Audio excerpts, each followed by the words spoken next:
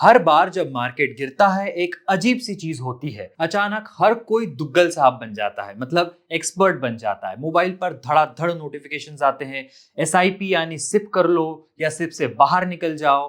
कोई ये भी कहता है कि एसआईपी नहीं डीआईपी से पैसा बनाओ, एक झटके में अमीर बन जाओगे। अब ये सारी बातें कुछ हद तक लॉजिकल भी लगती है, लेकिन असल में पैसा ज्यादा कहाँ बनता है, एसआईपी में या डीआईपी में? Hello and welcome to ET in the Prime. मैं हूं प्रतीक वाघमारे और आगे बढ़ने से पहले आप इस वीडियो को प्लीज लाइक कर दीजिए। चलिए अब आप ये बताइए कि इनमें से आप कौन से टाइप के निवेशक हैं।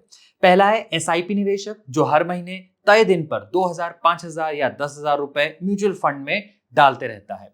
मार्केट ऊपर है एसआईपी होगी, मार्केट नीचे है एसआईपी होगी। बजट की खबर है, जंग हो गई, विदेशी निवेशकों के भागने की खबर है, लेकिन भैया एसआईपी तो होगी ही होगी।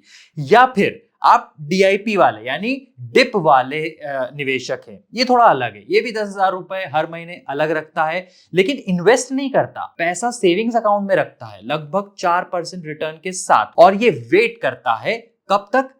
जब तक डिप यानी मार्केट में गिरावट ना आ जाए। ये बोलते हैं कि करेक्शन आए तब खरीदेंगे। इन्हें लगता है कि मैं मार्केट को समझता हूं, मैं भीड़ का हिस्सा नहीं हूं। और सच में ये फीलिंग बहुत अच्छी भी लगती है, लेकिन फीलिंग का क्या है? हमें तो बस ये जानना है कि जब बारी रिटर्न की आती है तो रिटर्न कहां ज्यादा मिलेगा। एक डेटा उठाते हैं जहां सब मालूम पड़ जाएगा। तो एसआईपी इन्वेस्टर्स हर महीने 10,000 की एसआईपी करता है और डिप यानी डिप पर खरीदने वाला वही व्यक्ति 10,000 सेविंग्स अकाउंट में रखता है और इंतजार करता है। उसने 4 तरह के करेक्शंस में इन्वेस्ट किया है, 2 से 5% की गिरावट पर, या फिर 6 से 10% पर, और 10 से 20% पर, और 20% से ज्यादा पर भी निवेश करता है। तो अब कौन जीता?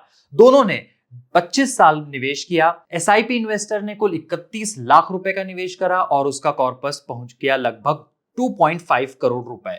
ये सब हो पाया कंपाउंडिंग की वजह से। और अब डिप पर खरीदने वाले का क्या हुआ? अगर सब सही रहता है तो उसका कॉर्पस लगभग 2.6 करोड़ रुपए का पहुंच गया। रुकिए, थोड़े से ज्यादा रिटर्न के लिए उसने 25 साल तक मार्केट को ट्रैक किया, करेक्शन का इंतजार किया, कैश होल्ड किया, और फर्क 10 लाख से भी कम का है। और ये सब तब हुआ जब बाजार में सब ठीक था। पर आपको तो पता ही है, बाजार में सब चंगा सी जैसे हालात नहीं होते। यहां तो उथल पुथल जारी रहती है।